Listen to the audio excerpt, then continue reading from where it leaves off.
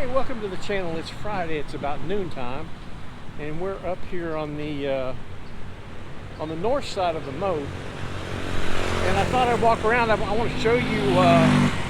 They finally finished Chang Phuak Gate, and I'm going to show you what they've done up there, and walk around that area just a little bit. It's beautiful. Really, really nice rain last night. Kind of cooled things off a little bit. The air is real nice and fresh. It's just a great day to be out walking around, and I'm going to tell you a story about a girl from the UK that decided to take her Southeast Asia vacation, and it looks like it's going to be extended for a little while. It's kind of an interesting story, and we're reading more about things like that happening here almost on a weekly basis now, but this one's a little bit different, and I'll tell you about that, and we'll just walk around and look around a little bit. Hey, I appreciate everybody that's coming to the channel and watched the videos and left comments and stuff. And if you don't mind, click a thumbs up on this video. For some reason, YouTube is not putting my videos out as much as they have in the past. I looked at the stats the other day, and whereas before, you know, I would be probably getting put out to maybe 9,000 or 16,000 different places. They're only going out to about 3 or 4, and I can only accumulate that to maybe, you know, they're looking at the likes or the comments or stuff like that. So if you don't mind, leave a comment and, you know, click a thumbs up, and maybe we'll get the channel back going again. But anyway, I'll turn the camera around so you can see where we're at. Joy Beauty. But anyway, we are just east of Chang Phuak Gate, and I'm going to try to get across the street here. But anyway, the story that I'm going to tell you about, this 18-year-old girl from the UK, she's a nursing student, and she decides that she wants to go on a vacation in Southeast Asia with a group of her friends. So about Easter time, or a little after Easter, her and her friends, they land in the Philippines, and they're over there partying and just having a great time, and just you know, having a world of things. You know, it doesn't say whether this is her first trip to Asia or not. There's some inclinations that she's been here before, and it turns out that her father lives in Vietnam. But anyway, her friends with her in the Philippines decide that they're going to leave the Philippines, and they're going to go. I don't remember exactly where it said they were going to go, but for some reason she didn't want to go. She it said that, you know, she wasn't into partying and all that stuff, and she wasn't interested in going with them, but she was going to go to Thailand to hook up with some friends that she had met on a previous trip. So that tells me that she's been here before, or maybe been someplace else before where she met some people. But anyway, she gets here and she's posting on social media, and you know, just showing that she's having a great time, and she's keeping in touch with her mother on Facebook and through FaceTime. She's checking in with her almost daily, and her mother hears from her, and they're supposed to hook up again one day, sometime. It was sometime after the 3rd of May that they were supposed to FaceTime. Well, it never happens. And here you can see Chang Phuak Gate here real good here. I'll get over to where they actually did the excavation and stuff, where you can see that.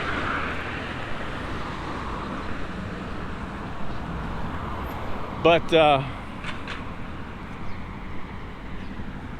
she never checked in with her mother. And a few days went by, and she wasn't answering any of her text messages, and just wasn't showing up, wasn't posting anything on social media or anything like that. So the mother got scared, And she started posting her picture up on Facebook. And matter of fact, I remember seeing it. You know, they were reporting her missing in Thailand. And I remember seeing her picture, and I remember them saying that she had come here and that the parents had lost contact with her, and they were really concerned because they couldn't reach her. Now this is what they've done with the gate. You know, it used to be, you know, you could turn right here and turn left and all the cars could go through here, but they've blocked it off so you can't get cars through. Actually, you can't even get motorcycles through here anymore. Oh, we'll walk through this way, and they put these pretty little elephants out here and all the flowers. Well, her father, he starts getting concerned, and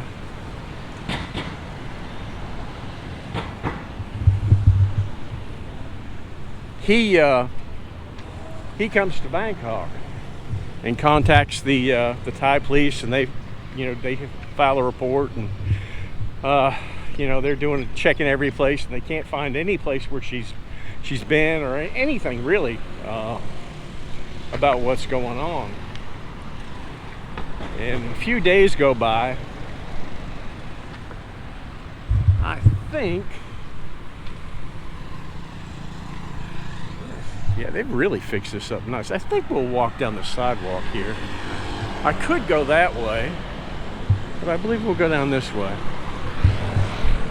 But yeah, they fixed up the wall, and they've made it look real nice.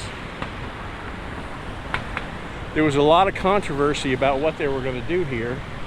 And, you know, if you've seen some of my other videos, you see they actually excavated all this, and they found the remains of the old wall underneath all this. And they've kind of reconstructed it as a little park now. It's really nice. Now over here, you know, at night they have a lot of food over here. Well, anyway, get back to the story. They start to checking, and they find where she's caught a flight out of Thailand, and they go to checking, and it turns out that she's in jail, and she's in jail in Georgia, which is about 4,000 miles away from here. And apparently she went there, and they have no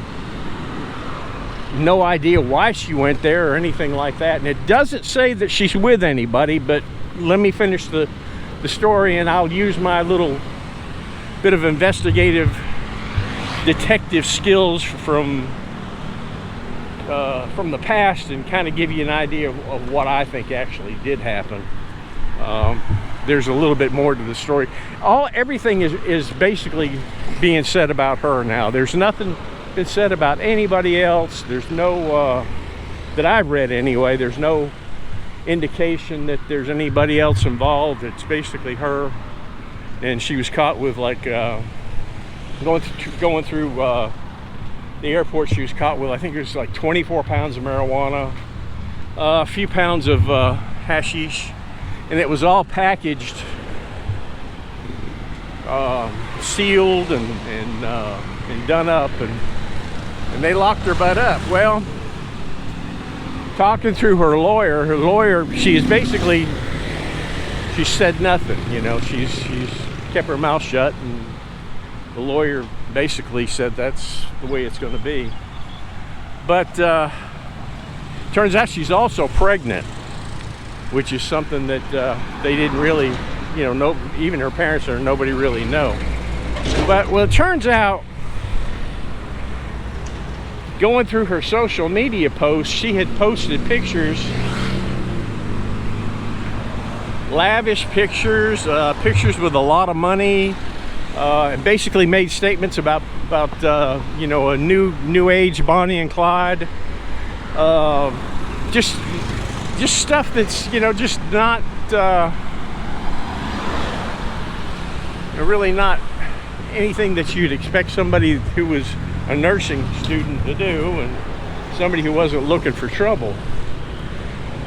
But the pictures were there. You know, they were up on Instagram. Now her Instagram account has been deactivated, but the media, before it got deactivated, they were able to pull the pictures down. And if you go down into the description and click on the link that I put, you'll be able to see the pictures. Well, she's got some serious problems. She could be looking at least 20 years in prison. And she's in a ex-Soviet jail, you know, because Georgia is it's a former Soviet country, and you know, it's kind of backwards, and they're, you know, still used in the prisons that they had back when Russia had the country, so the conditions are horrible. But for my K Society, Korean food, okay.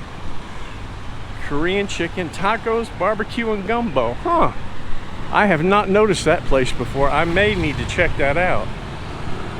If it's still open. It doesn't really look like it's open. But I'm not sure which place we're...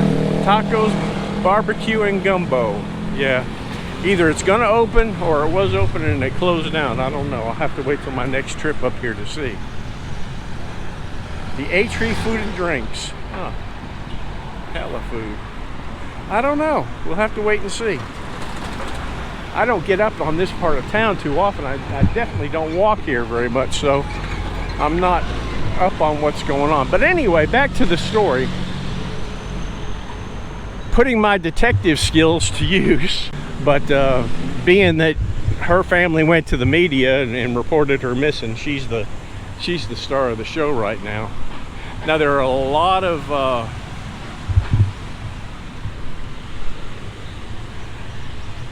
guest houses down that road where you can get rooms for like 200 baht, 250 baht,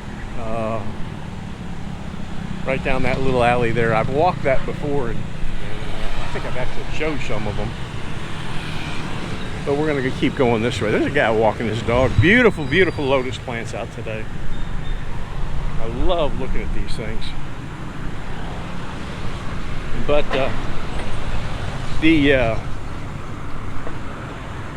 my consensus is that is probably what happened. She ditched her friends in the Philippines and came to Thailand, met up with him, and he was probably over here probably to score some dope and take it back to the UK with him, because that's kind of prevalent right now, and a lot of people are getting caught doing that. They think they're gonna, you know, skate through it, but they don't. And that is probably what happened. And she got hooked up just as hard as he did. Now, at some point in time, maybe we'll know the truth. You know, I don't know. It just, you know, these kids, these young kids, they just don't, they don't use their heads sometimes.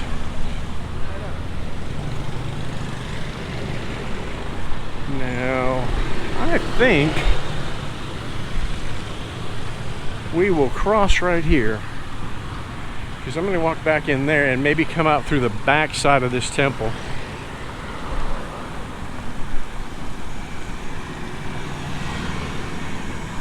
If I can get across the street here. Yeah, we'll kind of do the Vietnam walk across the street. You know, just keep walking and hopefully they'll go around you. Dunkin' Donuts stand over here, huh?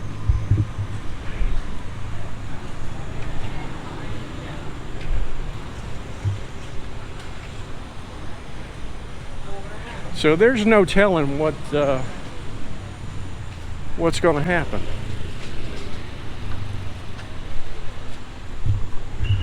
She's definitely in for a rude awakening, that's for sure. That's cute. Yeah, you got a Dunkin' Donuts truck. Hello. Chicken. All kinds of neat little stuff. It's already temporarily out of service. All right, I'm going to take a break here for a second and I'll be right back. Okay, we're back. We'll continue where we're going here. We will probably, I'm going to take you through this little chicken area right here. And then we'll come back and walk through this temple and then walk back out through the front. Pretty neat.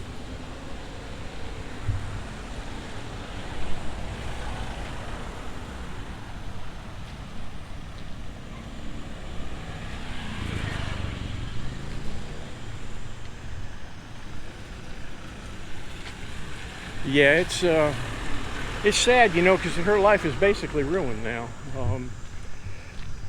You know, I don't know what they're thinking. I don't know if they're thinking they come here and, you know, it's legal here and they won't get caught and all that good stuff. I don't know, but it's just not working out real well. Here's a little restaurant back in here.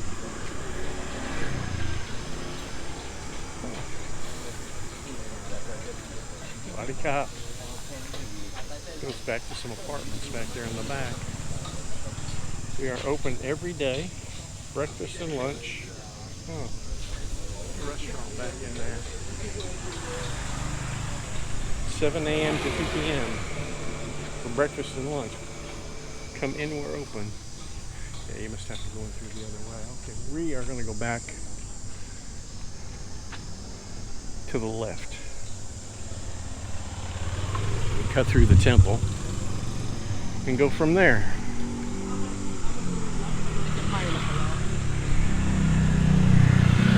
Guys, I'll just have a great ride. It's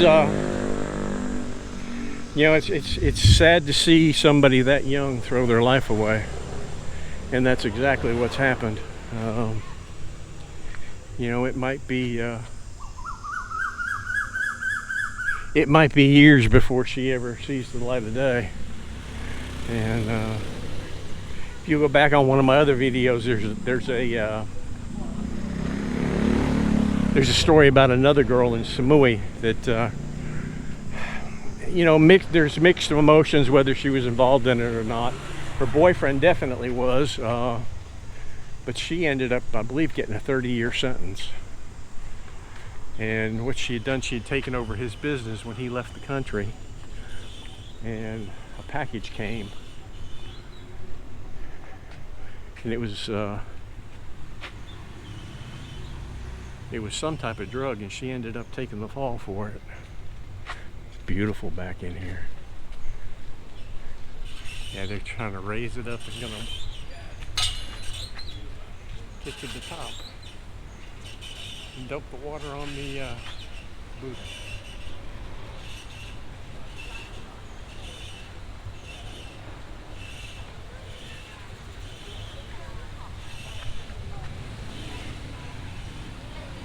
I wonder if they'll make it.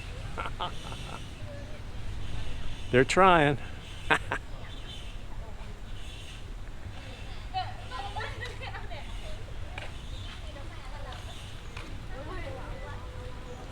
There we go, all the way up to the top, almost. Yep, there they go, they dump it in.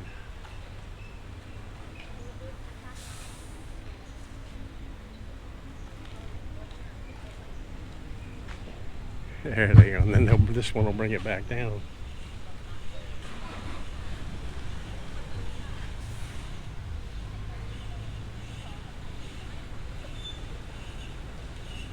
It's beautiful back here.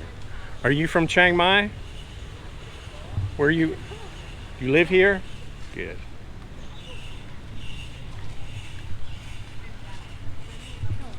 Hello. Beautiful back in here.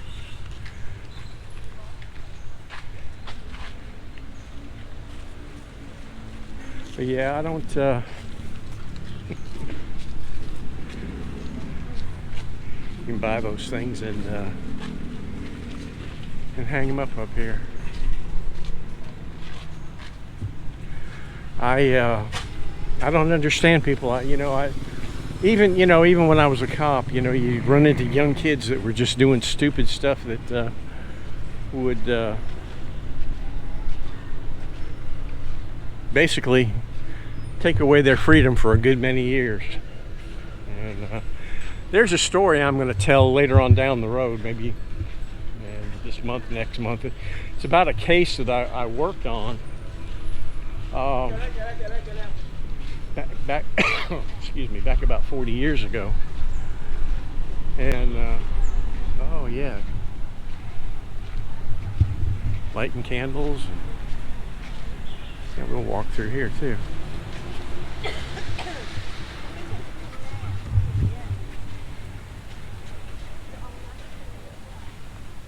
She's putting the candles out. Lots of smoke. Swadee Kap. Oh, okay, that's just a fog machine there. Very beautiful.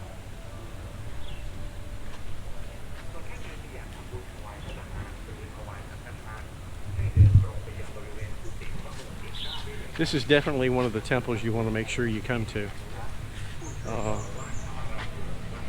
when you come to Thailand, or when you come to Chiang Mai. We'll walk out here. There's a lot of water standing, so I'm not going to try to walk in the temple. Get my feet wet.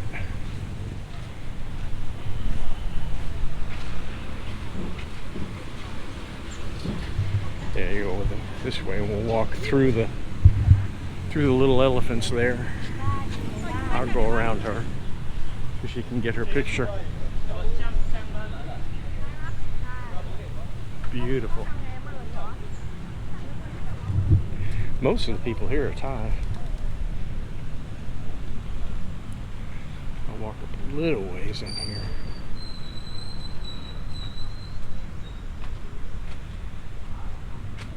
Take off my shoes.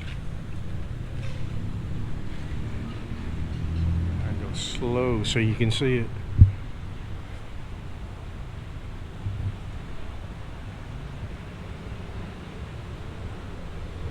Beautiful here.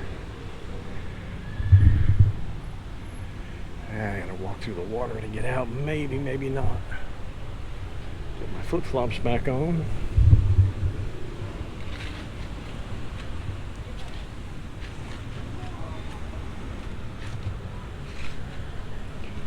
And we'll walk back out this way. See where we end up. Yeah, I don't, tell me what y'all think.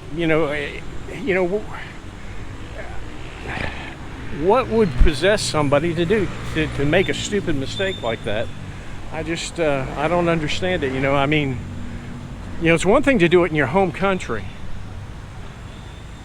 but to come to another country, especially in Southeast Asia, where the laws here are just some of the toughest in the world as far as drugs are concerned, why would you make a choice like that? Tell me what y'all think in the comments. I'd really like to know. And I know people watch me from all over around the world. What's it like in your home country? Do things like that happen there? Is it something that is frequented? Let me know. I'm just curious. In Tennessee, where I came from, we weren't really a place where international travelers would come. We didn't get that many international smugglers. I think we got a couple of them. One guy, it was funny, and I'll tell this story. He was from Holland, and the Postal Service, I'm going to hit that to be on the safe side. We're going to walk across the street. We may walk through that temple over there. Okay, now, I should have a green light here. Somebody runs me over. At least we'll have it documented real good. There we go. Now, it's not turned green yet, but they're going. They don't wait. That's why these things are very dangerous.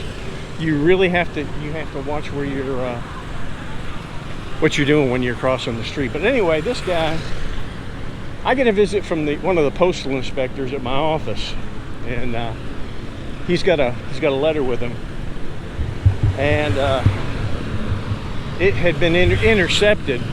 It had come from Holland to addressed to an address in my town, and it contained about 5 grams of hashish, which is, you know, that's really no big deal. But when the Postal Service gets involved in it, and you're bringing it into the country, that makes it a little bit different. But anyway, the packet, the letter had come, and it had been intercepted, and the people who were expecting it had already called the post office, wanting to know where their letter was. And it was addressed to a guy, a man, and with what appeared to be a Danish name, but the address was to a little subdivision up in the north end of the city. I think we will cross the street here. So basically, what the postal guy, you know, at 5 grams of hashish isn't anything that they'd really want to prosecute federal, but they, you know, they'd turn it over to us little local guys that, you know, would just about froth at the mouth on something like that. This is really a beautiful temple. This is probably a save for just a special walk just for this temple alone. But anyway, we make the plan, and the plan is that we deliver the letter, and once it's inside the house, then, you know, we've already got a search warrant drawn up. Now I wonder if I could walk down this way, or would I don't know where this ends up, so I think we'll just keep walking this way. This is supposed to be a very good place for khao soi. It's famous, and there's usually a queue up to get served here. Doesn't seem to be too many people here today. Leck and I came up, and, you know, we just pretty much found it so-so, but everybody else says it's just wonderful. It's a beautiful place back there, though. Wow.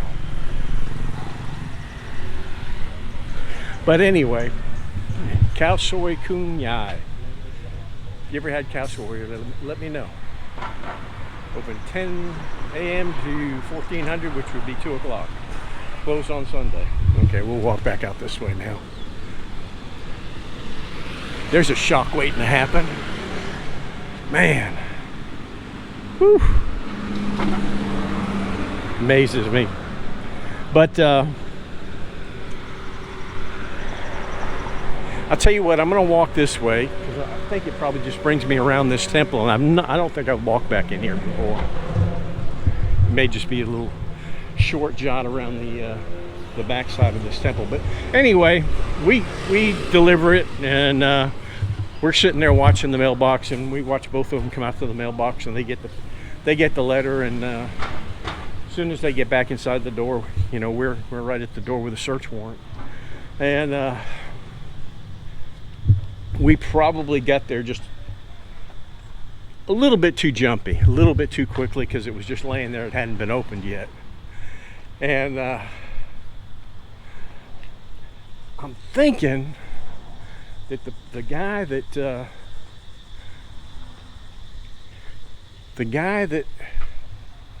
was there,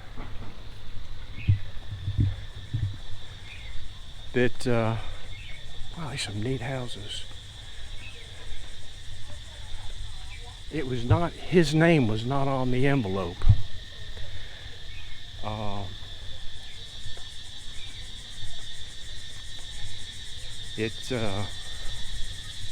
no, wait a minute.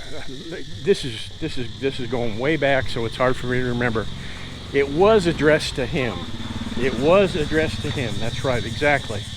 That this was the thing. It was addressed to him. He opened it up.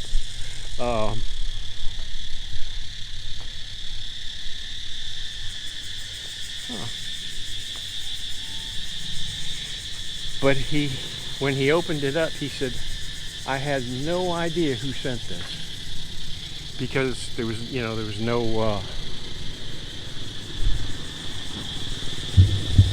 nobody that would tie into the to the address or into the sender. Just we had no idea where it came from. But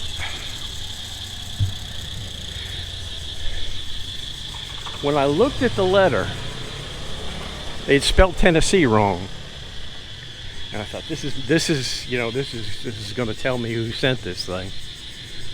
Team admin, Thai cooking school. Oh, I've never been by here. Hello, you're on YouTube, okay? Sorry. I said I have a YouTube channel. I'll put you on YouTube. You have a Thai cooking school? Great. Okay. Team. Just finished the class. Team AIM. Are you on Facebook? Facebook? Yeah. Yeah. Okay. Okay, I'll put a link to it. In the. You too. Bye bye. Huh, pretty neat. Cooking class. Team AIM. Okay, first battery just overheated. But anyway, this is it right here. And I'll put a link to her school. Also in the description. Oh, I never knew this stuff was all back here. We'll keep on walking. But anyway, we charged him with possession of hashish, and he had just got into the country. He'd come in on a tourist visa, and the person he had come to see, we'll walk this area a little bit. I've not walked back in through here before. This is kind of neat. Was a longtime resident of our hometown, and she knew to get him a lawyer, and she knew the lawyer to get. So we arrested him. He bonded out. We just charged him on a misdemeanor. This was back before ICE was, real picky and all that, but they were really worried he was going to get deported. And when we got to court, it's kind of the first hearing is kind of an informal type of hearing. It's called a preliminary hearing.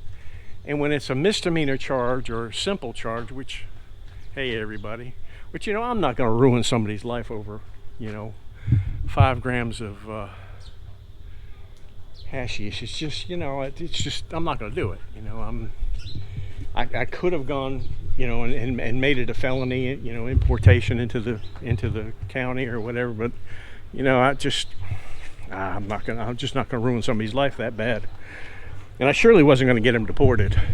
It didn't call for that. But anyway, his lawyer comes in, and I knew his lawyer real well. A really, really good lawyer. He had been a prosecutor for years. I'd prosecuted cases with him and worked with him a lot, so I knew him real well. And he'd beat me on a few. And he thought he was going to beat me on this one too.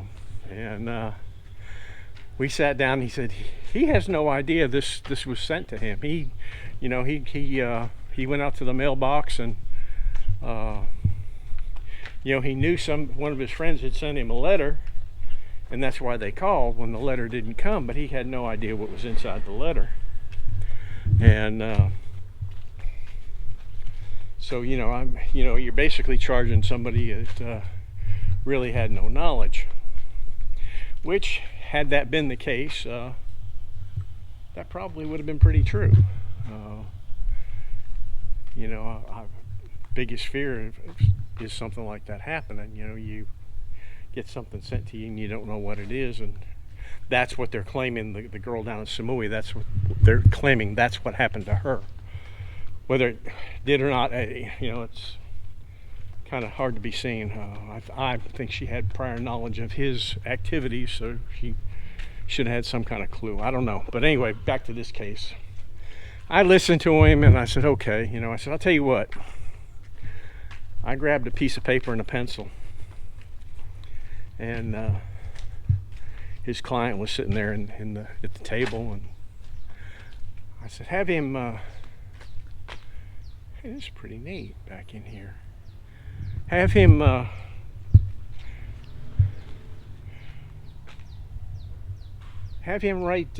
write his name, and then have him write Cleveland, Tennessee down on a piece of paper for me. I said, okay, no, no problem. Had no idea what I was getting at. So the guy, he writes his name, and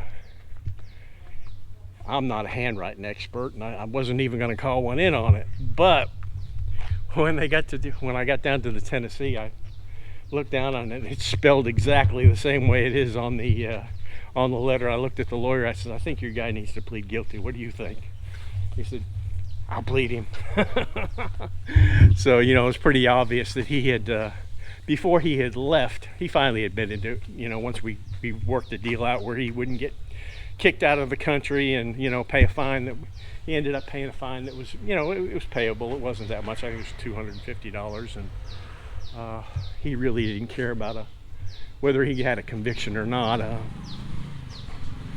Because he wasn't really trying to, he wasn't trying to stay in the United States. He was just didn't want to get kicked out on his first trip here. So he ended up pleading guilty. He said, yeah, what he had done is before he had left, he didn't want to carry it with him. Before he had left, he had mailed himself 5 grams of hashish, and I'm thinking to myself, what's this guy thinking? Does he think we're stupid? A lot of people, oops. I think we'll go left here. We're going to eventually end up back where we started. Hello. A lot of little places back in here. Gosh, if you come here and you get on this street, come on down here. Walk around in behind these temples. There's all kinds of neat places to eat, and you're eating Thai food. You're not eating, hello. You're not eating foreigner food here, or cooked for a foreigner. You're gonna be eating regular Thai food. This is really neat. Gosh, I'm gonna have a heck of a time mapping this out too. So you got your little laundromat over here. This is neat. But I have no idea exactly when he ever went back. He did go back and left the country. He didn't get any jail time out of it. He just got a fine and slap on the wrist and go home. Don't do this no more. Whether he Ban Luang, Chiang Mai, huh? To get the bird cage up there. I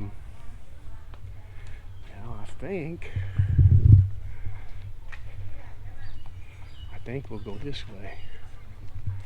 Guy getting his hair cut. That's the local barber right there.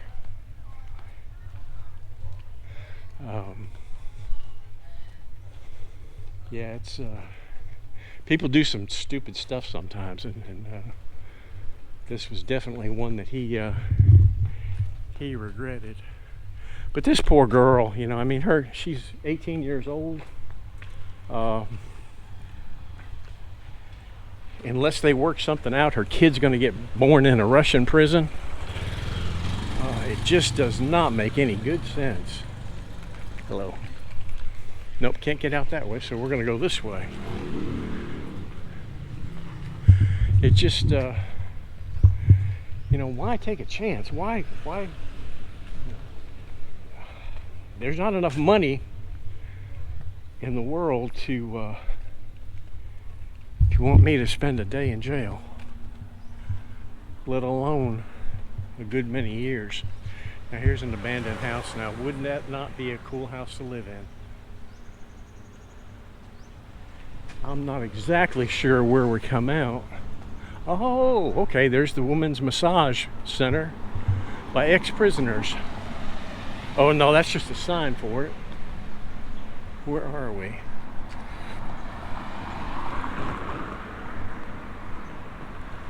Okay, it's probably down that way. But we are going to go left here. I know where we're at now. Robert Bacon brunch. But I've never got here from that direction before, so I don't know. But I've come down here a lot because I think Lex Doctor is up here on the left-hand side. Fa Lana Spa. Yeah, if I'm not mistaken, the prisoners for both men and women. Oh, okay, the prisoner massage shop has moved up here. Oh, right there. Interesting. It used to be down across from the old prison, but they've moved it. There's some pretty buildings back in here. Yeah, I don't know why they take those chances. I mean, there's not, like I said, there's not enough money in the world to get me to risk my freedom and go to jail. It's just not, you know, not for that amount of money. Now over here is a place called Cheese Tober, and it looks like they're closed, but they have some excellent Philly cheesesteak sandwiches made right here. Monday through Friday, 12 to 10 p.m. Closed on Sundays. Well, this is not Sunday, and they are closed, and I know it's after 12 o'clock, I think. Let me look. Yeah, it's 12:30. Probably on their website they put they're closed for some reason or another. But they have excellent Philly cheesesteaks right here. And if they're open, I'd get one to take home with me.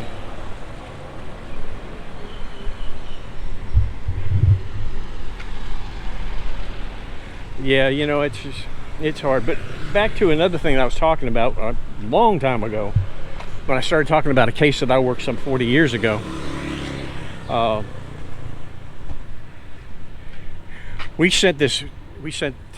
There was actually three suspects, and we sent them to prison for a long time. One of the guys got like a 39-year sentence, 39 or 40, and it just happened, and this was back probably, I gotta say, probably 1990. So he had been in jail for over 30 years, but the Innocence Project got a hold of it and got it in front of a liberal judge for somehow, and got his confession overturned, and he walked out the door, a free man. And it's just, when I first read it, I really got upset. The district attorney that prosecuted the case at the time had passed away. The officer who took the original statement from the guy had also passed away, and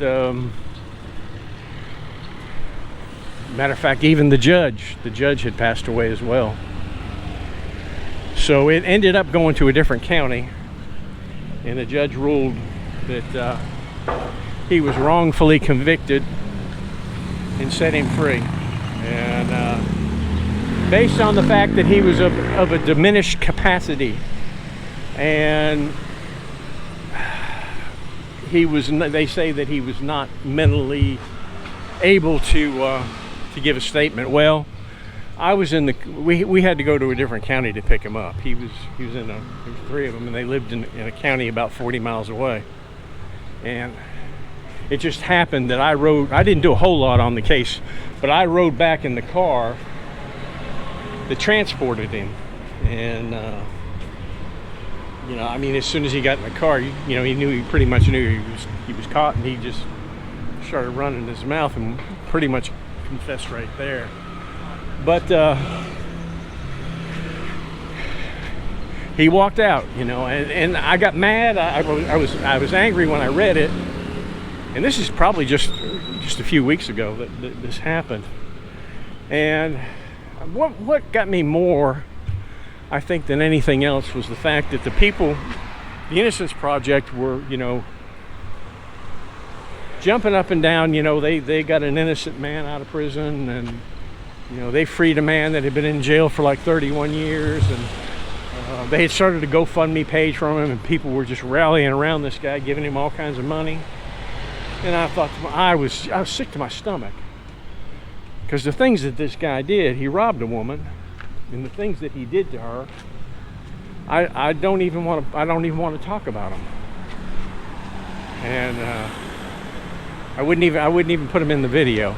So, you know, I wouldn't even talk about them in the video. The things that were so just horrendous. But the current district attorney didn't contest it. And you know, I started thinking about it, and I had to come to terms with the fact that, well, we took at least either 31 or 32 years of his life away from him. So we did pretty good. Now, the things that people were saying, I didn't get in there and dispute them. I just let it go, because, you know, there are some people in this world that you just cannot convince that somebody can do something wrong. And the Innocence Project, they picked a case that they knew that there was nobody to contest it. You know, everybody who was around during that time was dead. And the district attorney had changed, the big district attorney, over the whole thing. And the new one, go ahead. Thank you. The one that just took office, he didn't want to invest the money in trying to retry the case, because in actuality, if he had retried it, he knew he would have lost it, because there was nobody here to testify. And with that statement thrown out by the judge, the case was pretty much gone. But just because a person is found innocent doesn't mean that they didn't commit the crime. And I've learned that, and I've learned to accept it. You know, it's just the way it is. And this guy was a dirtbag. And just unbelievable. I don't think I've worked some pretty bad cases, and this is one that it was more torture than it was anything else. But you know, he paid for it with 31 years of his life. Now we're coming right back out here to Chang Phuak Gate.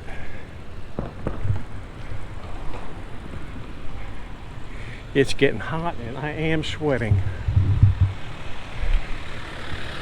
I have no idea how far I've walked. There used to be a lot of good places to eat right here, but they've taken them all out. And there is a noodle shop over here that's supposed to be really good. Now, I don't see that either. It could just be closed down. I'm not really sure. But a lot of the places are just not here. friendlydental.com. Huh.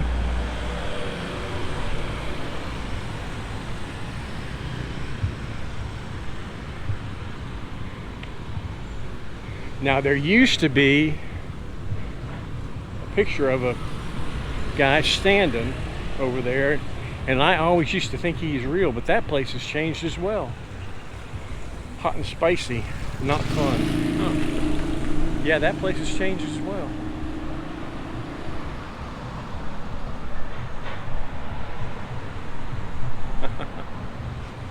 Yeah, that's Trump motorcycle. You can get your Chiang Mai t-shirt here. Well, listen, I'm going to walk back to the car. I appreciate everybody that's come in and watched the video. And remember, try to leave a comment and click a thumbs up on this video if you watched it. And I'll see you on the next one. Bye-bye.